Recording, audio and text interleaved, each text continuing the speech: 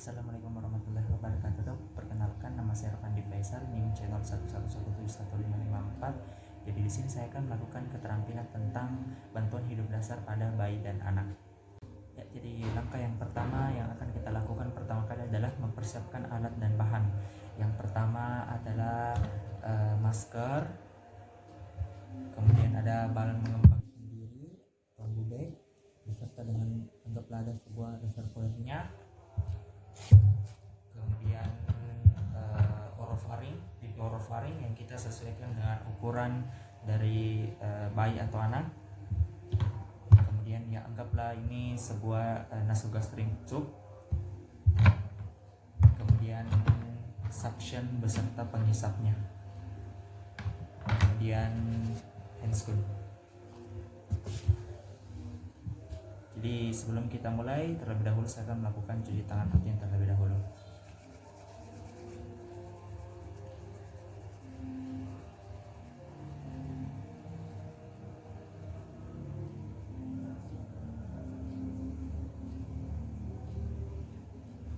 Ya, jadi misalkan kita temui suatu bayi atau anak yang berada dalam kondisi kegawat daruratan, maka pertama kita lakukan adalah kita menentukan tingkat kesadaran dari bayi tersebut dengan metode AVPU atau alert, verbal, pain, dan unresponsive. Alert kita nilai bagaimana kesadarannya secara langsung, kemudian kita verbalnya, kalau verbal kita bangunkan si adik, dek. Kemudian untuk pain atau rasa nyeri kita bisa di daerah hidung tekan, atau di daerah dada, ataupun di kuku dari si anak ini. Kemudian untuk unresponsive kita bisa nilai apakah bayi ini respon terhadap apa yang kita lakukan atau tidak berespon sama sekali. Dan setelah pemeriksaan kesadaran, kita lakukan shout for help. Jadi kita minta pertolongan pada orang-orang sekitar kita. Tolong, di sini ada bayi yang mengalami kondisi gawat darurat. Seperti itu. Kemudian kita approach with care atau tangani dengan hati-hati. Jadi kita tangani dengan hati-hati pasien ini. Kita lepas bajunya, kalau bisa lepas bajunya, kemudian kita posisikan seperti ini. Kemudian setelah itu kita lakukan jauhkan dari bahaya.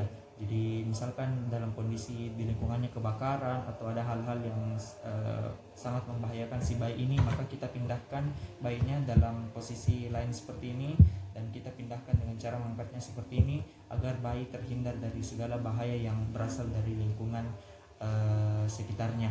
Nah, setelah hal itu kemudian kita lakukan penilaian evaluasi ABCD, airway, breathing, circulation terhadap bayi ini. Kita airway, kita bisa menilai apakah ada obstruksi jalan napas atau tidak. Breathing, apakah kita bisa nilai apakah bayinya ini masih bernapas ataukah menggap-menggap.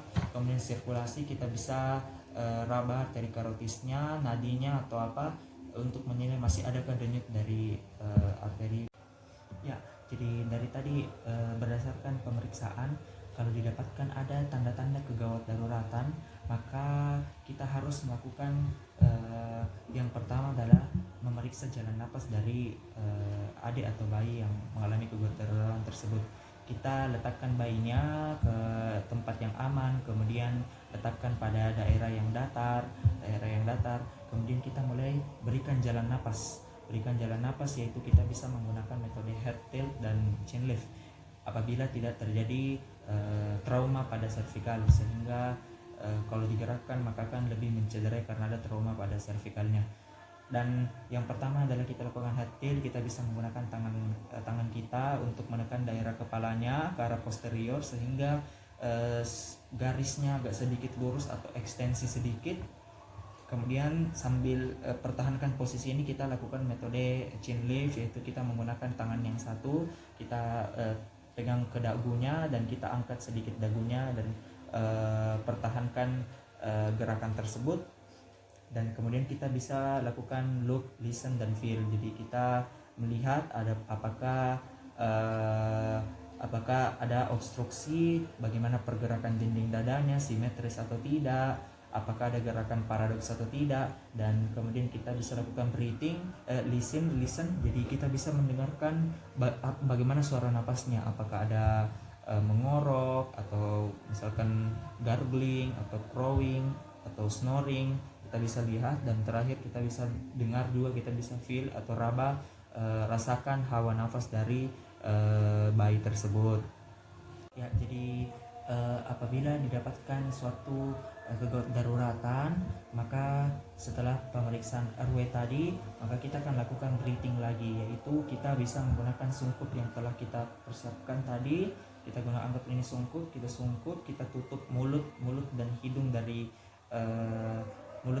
dari pasien, kemudian kita rapatkan, kemudian kita bisa melakukan tiupan langsung melalui mulut atau menggunakan bag atau ambu bag untuk melakukan resusitasi sambil mempertahankan posisi kepala dari pasien. Jadi cara memegang sungkupnya itu jadi tangan kita, jempol dan telunjuk ini membentuk huruf C, dan jari yang lain ini membentuk huruf E untuk memfiksasi lagi mandibula, supaya betul-betul tidak ada aliran udara yang melewati, yang mampu mengganggu proses breathing dari pasien. Kemudian apabila sudah kita berikan nafas buatan atau ambu bag, ternyata didapatkan tidak ada sama sekali pengembangan dinding dada yang tanda-tanda merupakan tanda-tanda pernapasan, maka kita curigai itu adalah suatu obstruksi jalan nafas. Jadi biasanya pemberian nafas buatan ini kita lakukan sebanyak 5 kali dengan hitungan pas. Kita lakukan sebanyak 5 kali, baru kita evaluasi lagi. Ya, jadi selanjutnya setelah airway breathing, dan kita akan melakukan suatu penanganan sirkulasi. Biasanya pada bayi baru lahir, kita biasa mengecek nadinya biasa di arteri umbilikalis, atau kalau bayi biasa di arteri brachialis, dan kalau misalkan anak bisa kita cek pada arteri karotis. Dan proses resusitasi yang akan kita lakukan biasanya lokasinya di dada, yaitu 1/2 bagian dari dada. Kita lakukan pemijatan, kita lakukan resusitasi di situ dengan kedalaman sekitar 1/3 dari tebal dada, dan seperti itu. Ya, jadi selanjutnya kita mulai melakukan proses resusitasi atau pemijakan pada bayi. Jadi bisa kita lakukan melalui beberapa metode. Yang pertama menggunakan teknik ibu jari atau 2 jari menggunakan telunjuk dan jari tengah. Yang pertama untuk teknik ibu jari, yaitu kita menekan dinding dada dari anak dengan menggunakan jari kita, dengan tangan yang lain akan menopang ke bawah, kemudian kita lakukan resusitasi. Jadi seperti ini, kita tekan dinding dadanya di bagian pertengahan dari dada dengan kedalaman sekitar 1/3 ketebalan dada. Dan kemudian kita bisa menggunakan teknik 2 jari, yaitu ujung jari tengah dengan ujung jari telunjuk. Kita lakukan penekanan, kemudian kita bisa masukkan tangan kita sebagai penopang di daerah belakang, daerah dari punggung dari si bayi. Biasanya pada anak kurang dari 8 tahun kita menggunakan dengan pangkal telapak tangan, dan anak lebih daripada 8 tahun kita menggunakan pangkal telapak tangan terbuka dibantu dengan tangan yang ada di atasnya. Biasanya frekuensi pijakan sekitar 100 kali per menit, dan neonatus biasanya 120 kali per menit. Dan biasanya perbandingan koordinasi antara pijat jantung dan nafas buatan yaitu 3:1 untuk neonatus, dan anak apabila 2 penolong biasanya 15:2, dan apabila 1 penolong bisa kita lakukan 30:2.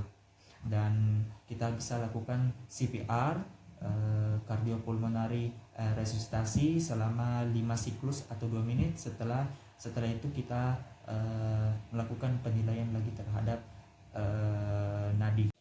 Ya, jadi ternyata apabila dilakukan tadi setelah evaluasi didapatkan setelah pemberian jalan nafas, ternyata tidak didapatkan, kita lihat tidak didapatkan pengembangan dinding dada, artinya kita sudah pastikan bahwa oh ini adalah suatu sumbatan jalan napas. Untuk itu kita harus mengeluarkan sumbatan jalan napas tersebut. Biasanya kalau cairan kita gunakan suction, atau kalau misalkan benda padat kita lakukan suatu keterampilan berikut.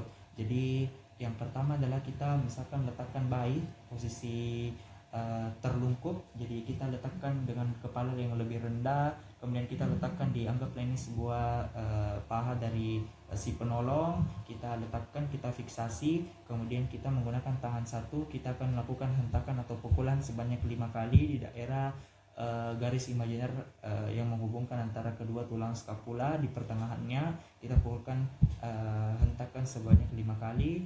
Kemudian kita bisa, setelah itu kita bisa balik lagi si bayi, kemudian kita cek apakah bendanya sudah keluar. Kalau tidak, maka kita akan lagi lakukan suatu penekanan lagi pada dinding dadanya bayi dengan metode seperti ini. Kita lakukan penekanan lagi 5 kali. Begitu seterusnya sampai betul-betul benda yang mengobstruksi jalan napas sudah keluar dari jalur napasnya dan bisa kita cek di mulutnya. Dan biasanya pada neonatus tidak kita lakukan hentakan seperti itu, dan biasanya kita gunakan adalah suction. Ya, selanjutnya untuk anak yang lebih besar kita bisa lakukan keterampilan bahwa kita posisikan lagi demikian, kita lakukan hentakan lagi seperti itu sebanyak 5 kali di daerah tulang yang menghubungkan antara dua tulang belikat. Kemudian kita lakukan sebanyak 5 kali. Dan kita bisa lakukan juga keterampilan Heimlich maneuver. Jadi kita posisikan seperti ini pasiennya. Jadi pemeriksa berada berdiri di belakang pasien. Kemudian kita gunakan tangan kita memeluknya seperti ini di daerah pertengahan antara umbilikus dan proses sifoideus. Kemudian kita hentakkan sebanyak 3 sampai 5 kali dengan tujuan kita meningkatkan tekanan intraabdominal supaya benda yang ada bisa keluar melalui mulut dari pasien yang mengalami kedaruratan. Ya, jadi hal yang perlu kita perhatikan dalam tata cara meminta pertolongan pada orang-orang sekitar. Bila hanya satu orang penolong, kita lakukan bantuan hidup dasar dulu, baru kemudian meminta pertolongan pada orang-orang sekitar. Kemudian bila penolong tidak dapat meminta pertolongan, maka kita harus wajib untuk meneruskan resusitasi yang kita lakukan sampai tiba penolong yang lain atau kita berada dalam kelelahan. Kemudian bila ada 2 penolong pertama melakukan resusitasi dan penolong yang kedua bisa mencari bantuan, dan kemudian yang meminta bantuan menyebut lokasi, nomor telepon, jenis kejadian, jumlah korban, dan pertolongan yang telah diberikan, dan informasi yang lain yang dibutuhkan.